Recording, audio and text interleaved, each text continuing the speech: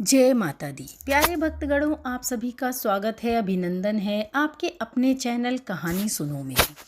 नवरात्रि आरंभ होने वाले हैं।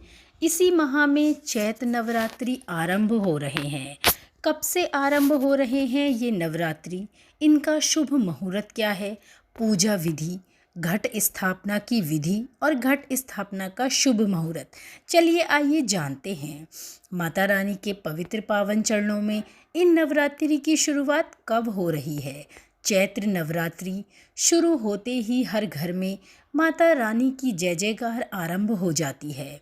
चैत्र नवरात्रि में लोग अपने घरों में कलश स्थापना करते हैं और 9 दिनों तक अखंड ज्योति भी जलाते हैं। चैत्र नवरात्रि से जुड़ी हर प्रकार की जानकारी आज हम आपको यहाँ देने जा रहे हैं, तो जुड़े रहें अंत तक हमारे साथ इस वीडियो में। हिंदुओं का नवरात्रि एक पवित्र और पावन त्योहार है। पूरे 9 दिन माता रानी के नाम के जयकारे सुनाई देते रहते हैं। 9 दिनों तक माता रानी को प्रसन्न करने के लिए उनकी पूजा अर्चना बड़े ही जोरों शोरों से की जाती है। नवरात्रि के 9 दिनों में माँ दुर्गा के 9 स्वरूपों की पूजा करने से भक्तों की हर मनोकामना पूरी हो जाती हैं और माँ जगतजननी की विशेष कृपा उन पर बरसती है। चैत्र नवरात्रि की शुरुआत होने जा रही है। चैत्र नवरात्रि की शुरुआत का शुभ मुहूर्त कब है, चलिए जानते हैं। चैत्र माह के शुक्ल पक्ष की प्रतिपदा तिथि से चैत्र नवरात्रि की शुरुआत होती है। इस साल चैत्र शुक्ल की प्रतिपदा तिथि 8 अप्रैल को रात के 11:50 से शुरू होगी। यह तिथि अगले दिन 9 अप्रैल को शाम 8:30 तक समाप्त होगी। सनातन हिंदू धर्म में उदया तिथि मान है, इसीलिए 9 अप्रैल को ही घट स्थापना की जाएगी। घट स्थापना 9 अप्रैल को की जा रही है, जिसका समय सुबह 6:02 से लेकर 10:16 तक रहेगा। इसके साथ ही 11:57 से लेकर दोपहर 12:48 तक होगा। आप इन दोनों शुभ मुहूर्त में घट स्थापना करके माता रानी के इस त्योहार की शुरुआत कर सकते हैं। घट स्थापना अगर एक विशेष विधि से की जाए तो इसके दुगने फल की प्राप्ति होती है। सबसे पहले प्रतिपदा तिथि पर सुबह जल्दी उठकर स्नान करके पूजा करने का संकल्प लें।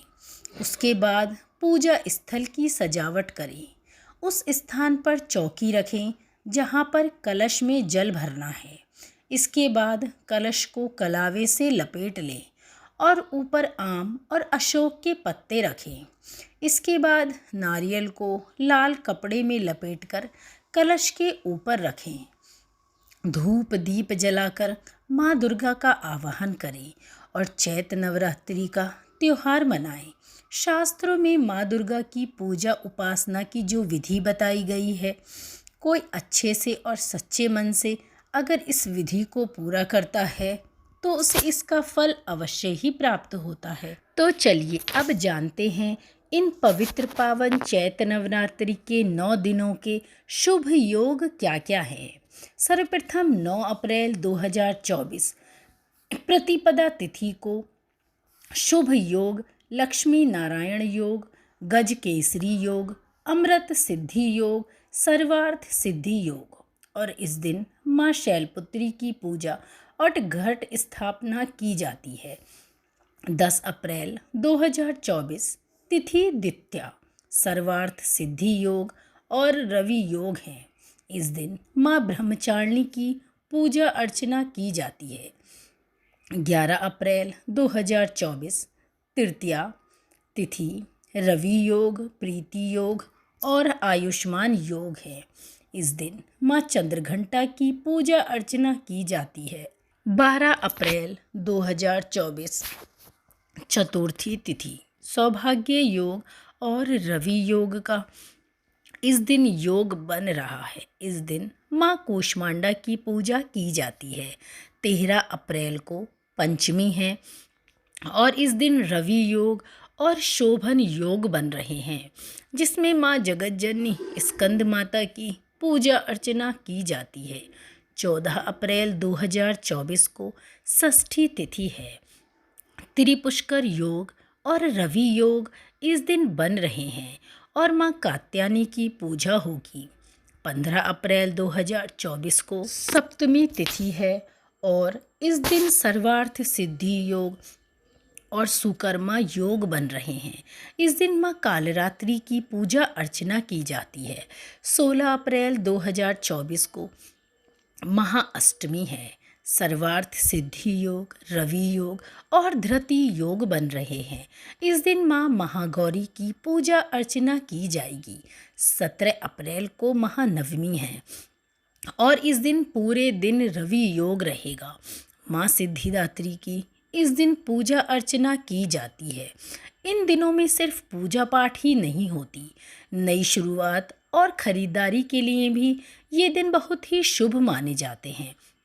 इस बार नवरात्रि की शुरुआती 5 दिन यानी 9 अप्रैल से 13 अप्रैल खर मास भी रहेगा, जिसमें शुभ काम नहीं होते, ना ही शुभ चीज़ों की खरीदारी की जाती है।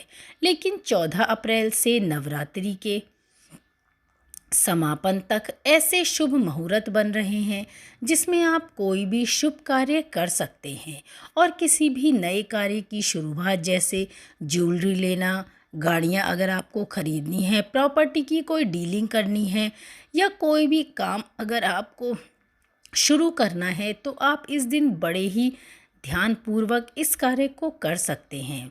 साथ ही शुक्र की अपने उच्च राशि मीन में होने से मालव्य राजयोग भी बन रहा है। इसके अलावा इस दिन अमृत सिद्धि और सर्वार्थ सिद्धि योग बन रहे हैं।